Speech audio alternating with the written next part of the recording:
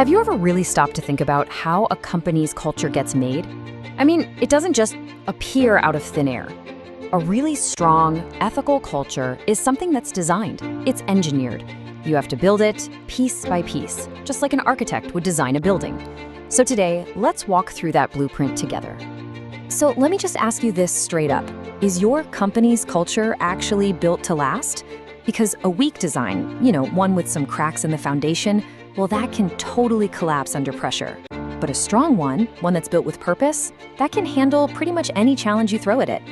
All right, so every great structure has to start with a solid foundation. And in any organization, that bedrock, the thing everything else rests on, is its leadership. This is square one. It's where the whole building process really begins. You've probably heard this phrase before, tone from the top. And it's a cliche for a reason, because it's absolutely true. The ethical culture of an entire company starts with the leaders, with the C-suite. It's not enough for them to just say what the values are. They have to visibly, consistently live by them every single day. And you can see how that tone has to flow downwards. First, the C-suite sets that big ethical vision. But here's the crucial part. It's the middle managers who have to act as the translators. They're the ones who turn that high-level idea into real, everyday actions for their teams. When they get that right, the whole company starts to align. Okay, so we've got our foundation poured. What's next? Well, now it's time to start putting up the framework. And that framework, it's built from your organizational values. These are what give the culture its actual shape and its strength. So, what are we really talking about when we say organizational values? In our little building metaphor, think of them as the steel beams, the support columns. They're the shared principles that guide every single behavior and decision, holding the whole thing together.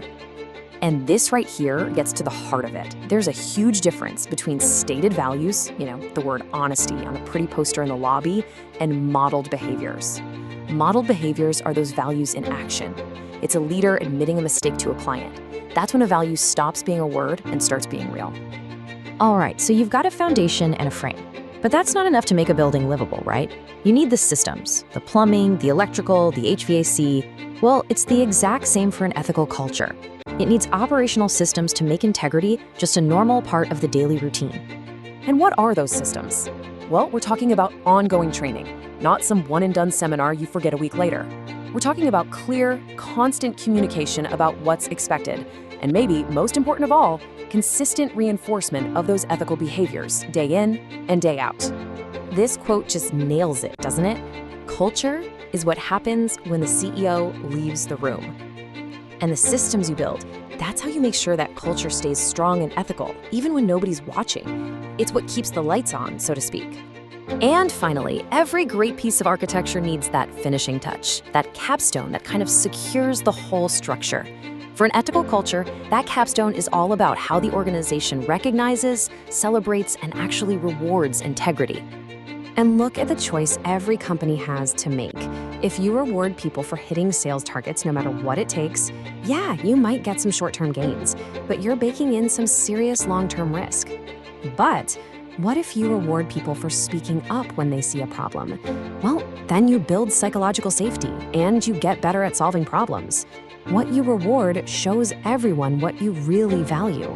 So there you have it. You start with the foundation of leadership, you put up the framework of values, you install the systems for integrity, and then you place that capstone of recognition. That's it. That is the complete cultural blueprint. If you take one thing away from this, let it be this. Culture is not a poster on the wall, it's not a slogan in an email, it's a structure. And it has to be designed with purpose and built with intention, right from the ground up.